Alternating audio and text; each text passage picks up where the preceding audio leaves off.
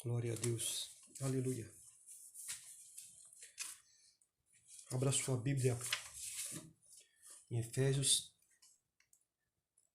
capítulo 5, versículo 14 até o versículo 19.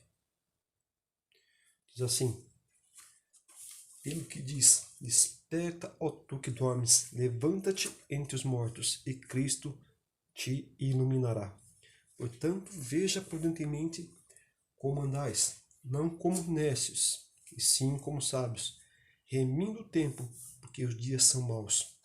Por esta razão, não vos torneis insensatos, mas procurai compreender qual é a vontade do Senhor. Em versículo 18, que é o nosso texto chave, ele diz assim: e não vos embriagueis com vinho, no qual há dissolução, mas enchei-vos do Espírito. Aleluia. E não vos embriagueis com vinho, no qual há dissolução, mas enchei-vos do Espírito. Eu gostaria de falar sobre como ativar o seu espírito. Mas você pode perguntar: o que é espírito? Se você tem uma Bíblia perto de você, ou no celular, abra em 1 Tessalonicenses, capítulo 5, versículo 23.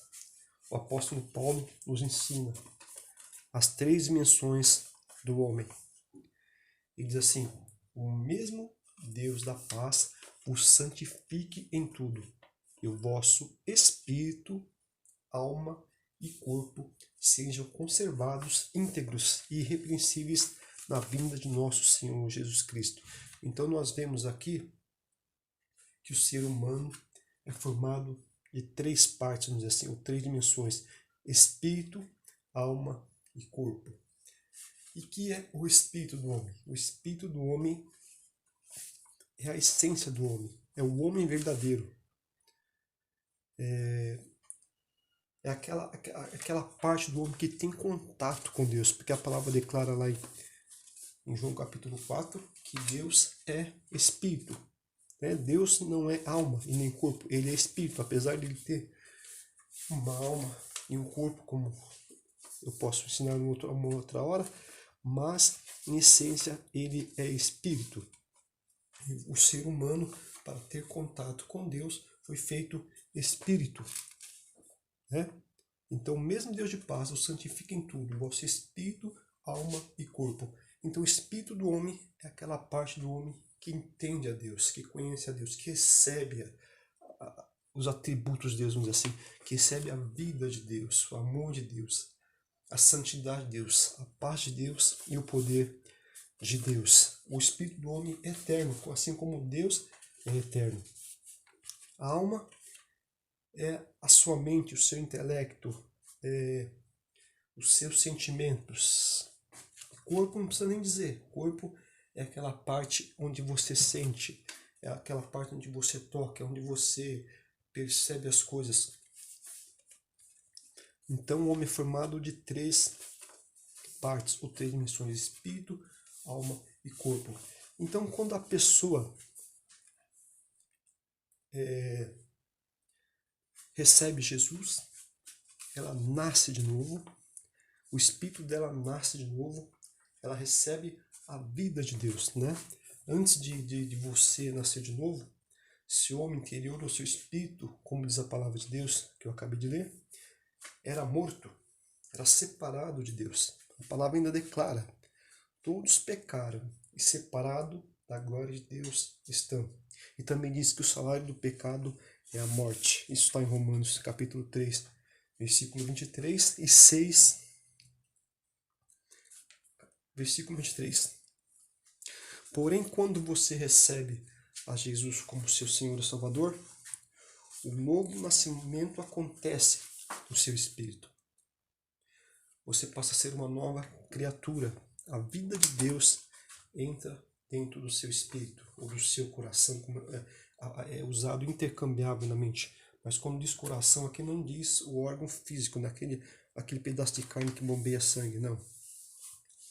É o seu espírito, o seu homem interior, aquilo que é eterno, aquilo que vai se encontrar com Deus quando você partir. Então, porém, quando você recebe Jesus Cristo como seu Senhor e Salvador, você nasce de novo. Um novo nascimento acontece no seu espírito. Você passa a ter a vida de Deus. Você passa a ter vida com Deus. Deixa de ser um morto espiritual ou uma morte espiritual e passa a ser um vivo espiritual. Olha só o que Jesus diz no Evangelho segundo João, capítulo 5, versículo 24.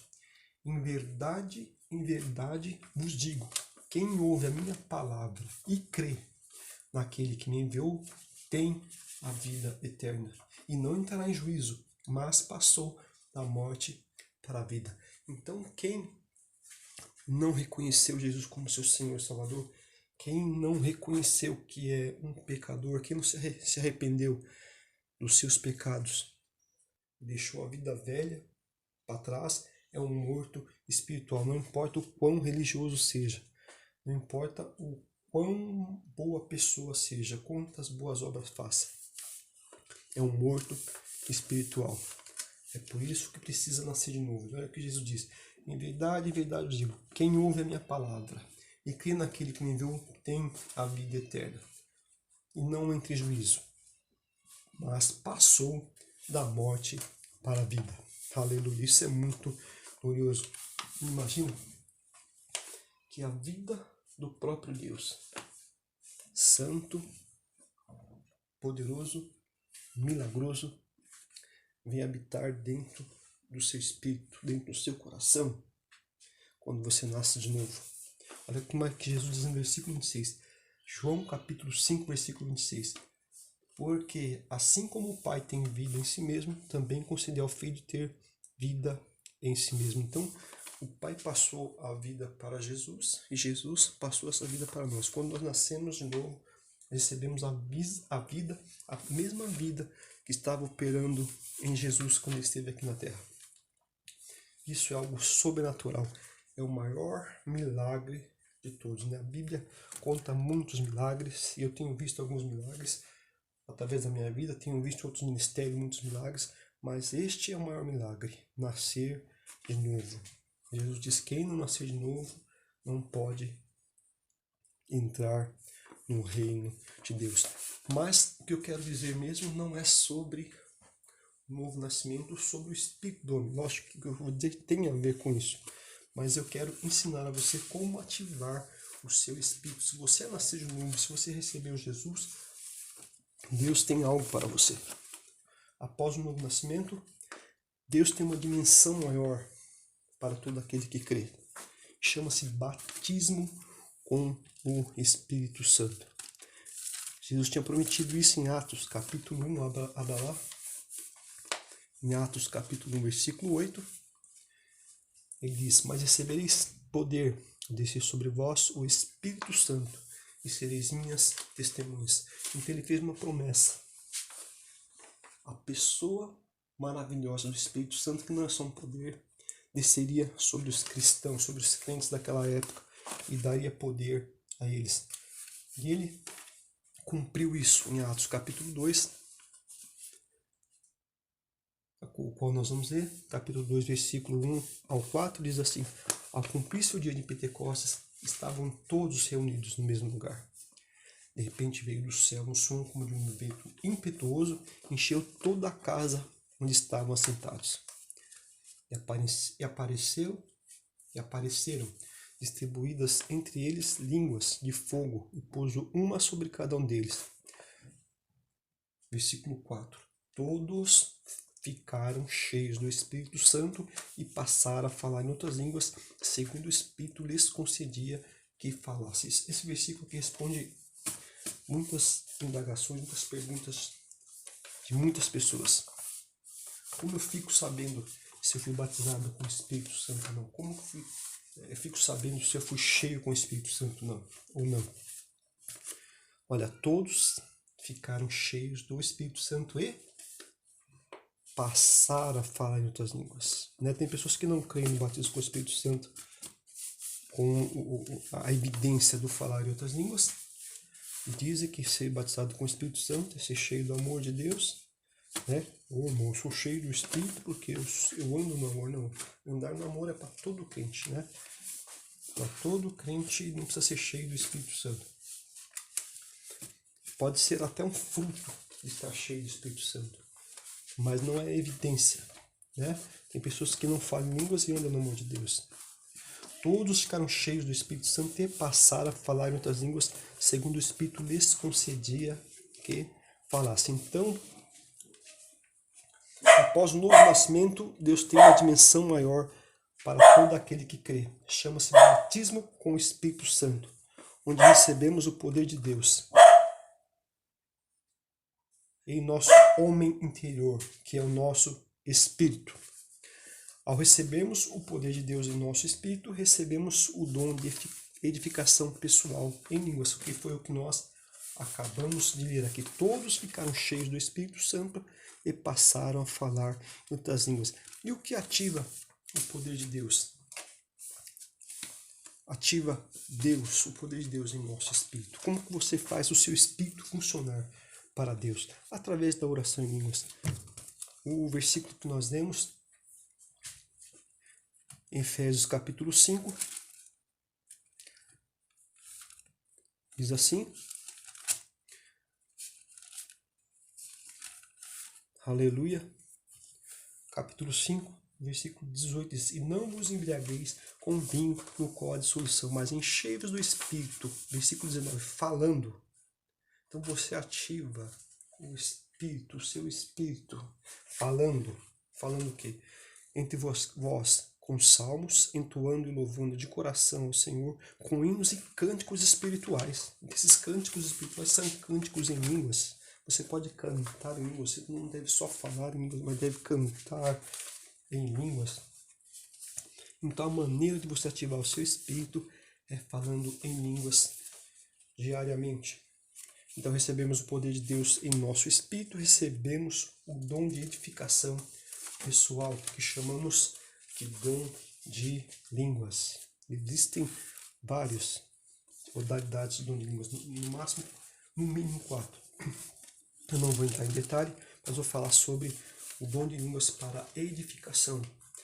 1 Coríntios capítulo 14, o chamado capítulo pentecostal. Mas daqui não é capítulo pentecostal, isso daqui é para todo que crê, independentemente se você é pentecostal, tradicional, reformado ou não.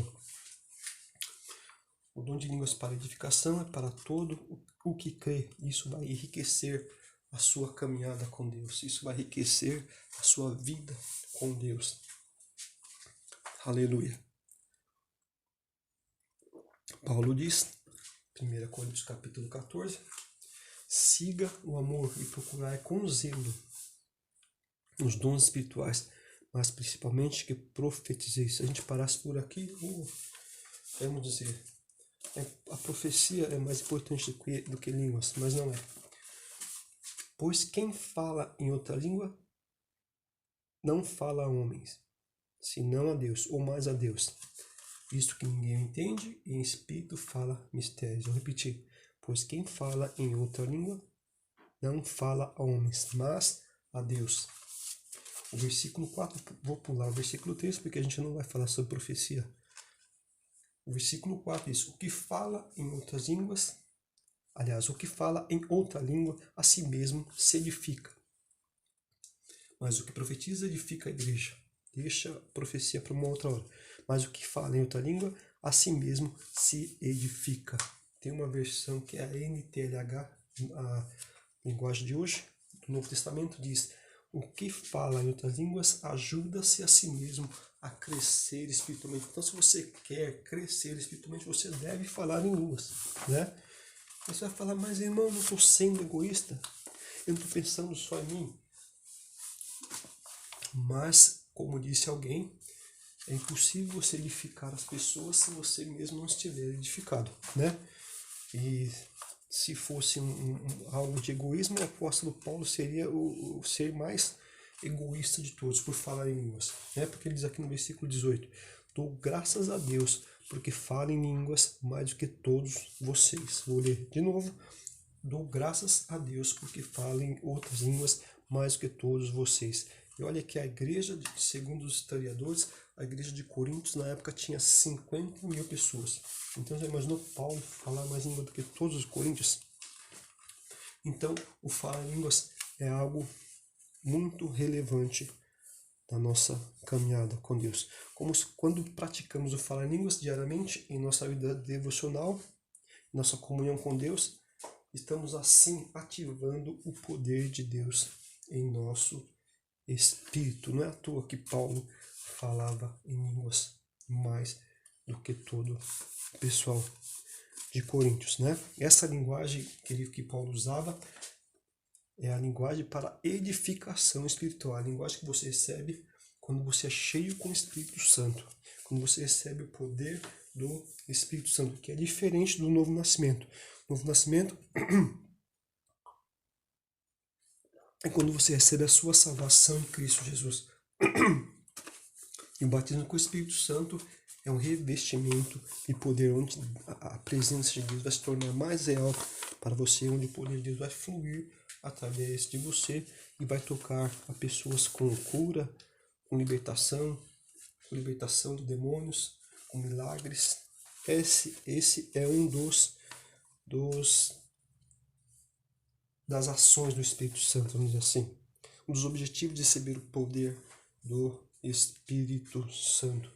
Então, quando nós ativamos o poder de Deus em nosso espírito, isso nos ajuda a ficarmos conscientes da presença de Deus o tempo todo. É por isso que Paulo diz lá em Efésios capítulo 5, orando em todo, aliás, capítulo 6, orando em todo, 6, versículo, Efésios 6, versículo 18, também, 5, 18 e 6, 18. Diz assim, com toda oração e súplica, orando em todo tempo no Espírito. Para isto, vigiando com toda perseverança e súplica por todos os santos. O comecinho do versículo diz assim, com toda oração e súplica, orando todo o tempo. A palavra para tempo aqui é cronos, toda oportunidade. Aliás, kairos. Kairos, cronos é para tempo de relógio, kairos é para toda oportunidade. Orando em todo tempo, quer dizer, orando em toda oportunidade. Então, quando você tiver um tempinho no seu serviço, no hora do almoço, vai lá e ora 10 minutos em línguas. Pratica, ative o poder de Deus no seu espírito, ative o Espírito Santo no seu espírito. Aleluia. Então, é em todo tempo e é algo que você decide fazer, né? É algo que você decide fazer pela fé na palavra de Deus. Você não tem que esperar, sentir, vou orar em línguas quando eu chegar na igreja e o pessoal começar a cantar, adorar a Deus e eu sentir a presença de Deus. Não, isso não é fé. Isso é você sentir, você vê pelo que você sente, não vê pela fé. Não estou dizendo que louvar e adorar a Deus na igreja, quando você às vezes está desanimado, isso não ajuda, ajuda sim. Mas o que eu quero dizer é que você não deve depender disso, até porque você não vai ter um grupo de louvor para te ajudar nas suas dificuldades, na sua casa, no seu serviço. Então, o tempo que você tiver, o kairos, a oportunidade que você tiver no seu serviço, na sua escola, na rua, no ônibus, ore em línguas. Você pode orar em línguas, não precisa orar alto, não vou colocar você para a rua. Agora na sua casa você pode orar à vontade, de maneira que você não atrapalhe seus vizinhos, né? Então é algo que eu decido, que você decide fazer pela fé na palavra de Deus. Então leia os versículos que eu acabei de dizer, principalmente 1 Coríntios, capítulo 14, versículo 2, versículo 4, versículos 14, 15, 18, onde Paulo fala do valor da oração em línguas, né? Esqueça a profecia, porque a profecia é algo que eu vou ensinar futuramente. Mas quando você lê profecia, não se detenha nisso, né? É um outro assunto. A profecia é importante, sim. A profecia é importante para um todo, né?